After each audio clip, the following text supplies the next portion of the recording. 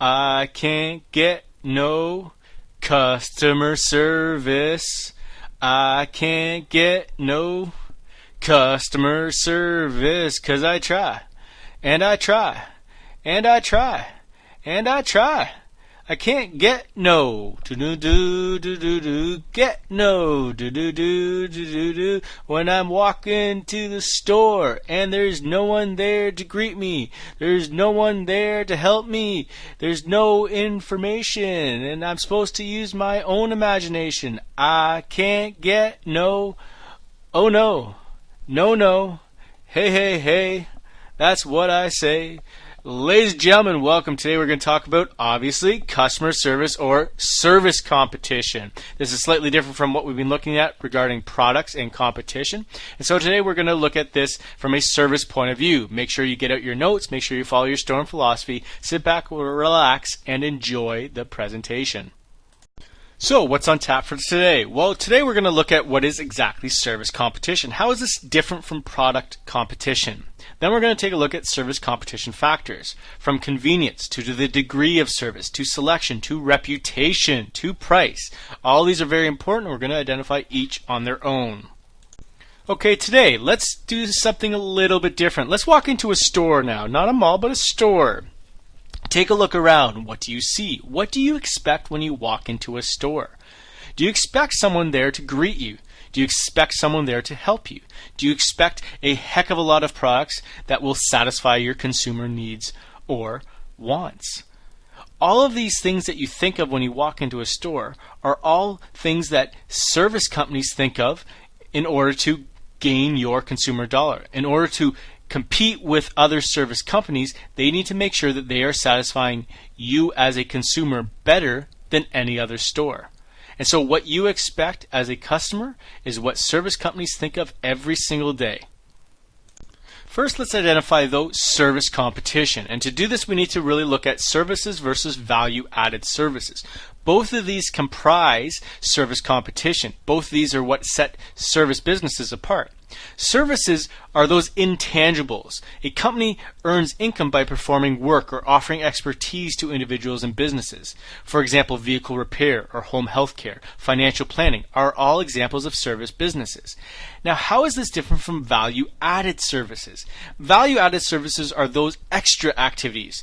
Those activities performed to support the sale of a product or other service. In other words, these are complementary options. These are what are added to a core service that go above and beyond. So free home delivery, mobile phones with text technology. I know that we take this for granted, but this is value-added service, right? A waiter or waitress at a restaurant, this can be considered value-added service because the other option is simply that you go up to a buffet yourself.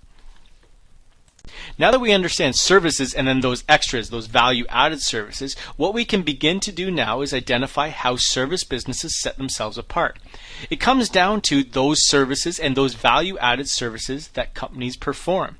These methods by which a service businesses compete are what we call service competition factors, and it's what sets them apart from their competitors, gives them that competitive advantage. So convenience, degree of service, selection, reputation, and price are all these service competition factors. The first one is convenience. This is when a service business makes it easier for you, makes it more comfortable for you. Often this convenience includes value-added services, but it doesn't necessarily have to. If you take, for example, Amazon, it's very, very easy for you to shop at Amazon because you don't have to leave your house. This isn't necessarily a value-added service. This is just how they've addressed their placement. The value-added service that Amazon does provide, however, is free delivery. Right? If you purchase a X amount of dollars worth of products, they will send it to you for free. That's value-added. Another excellent example is Porter Airlines. Now, I don't know if any of you have flown Porter, but let me tell you this. I have been a customer before, and their convenience and those value-added services they provide are amazing. One thing they provide is convenience for customers who live in downtown Toronto. You don't have to travel to Pearson International Airport out of the city. You simply have to hop on a streetcar and it'll take you right to the airport, which is right in downtown Toronto.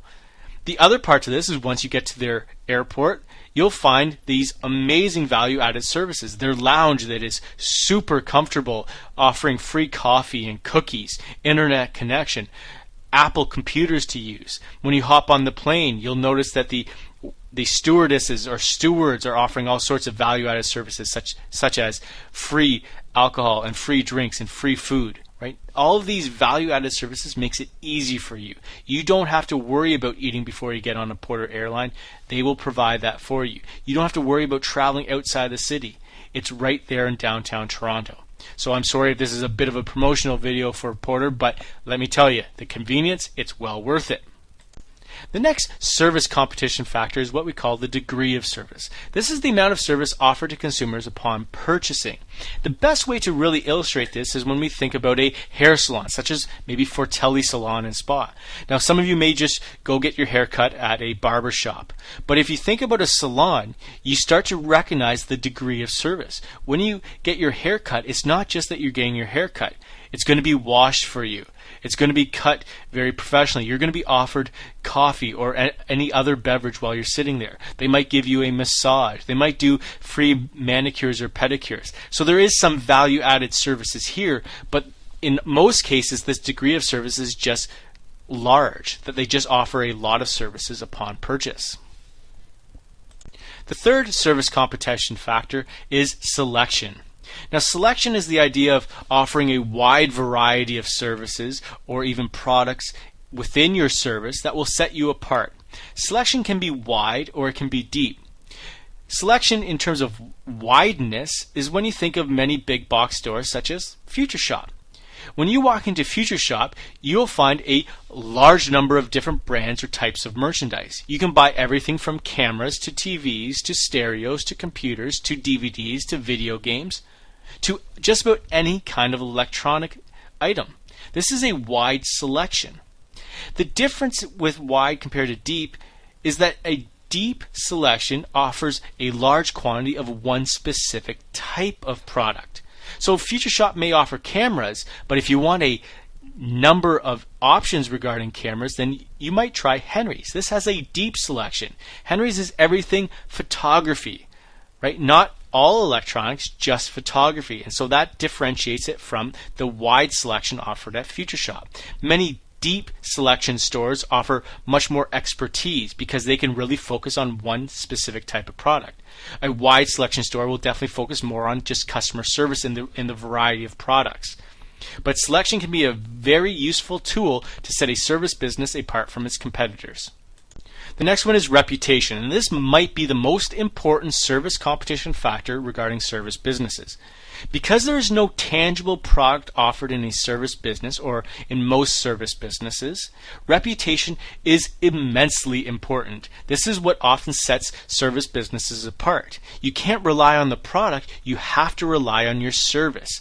And so customers who receive poor customer service will tell twice as many people as those who receive good customer experience. Think about yourself, for example. Have you ever received poor customer service? If you have, I guarantee you have told people about this, and many people about this, and probably said, don't ever shop there.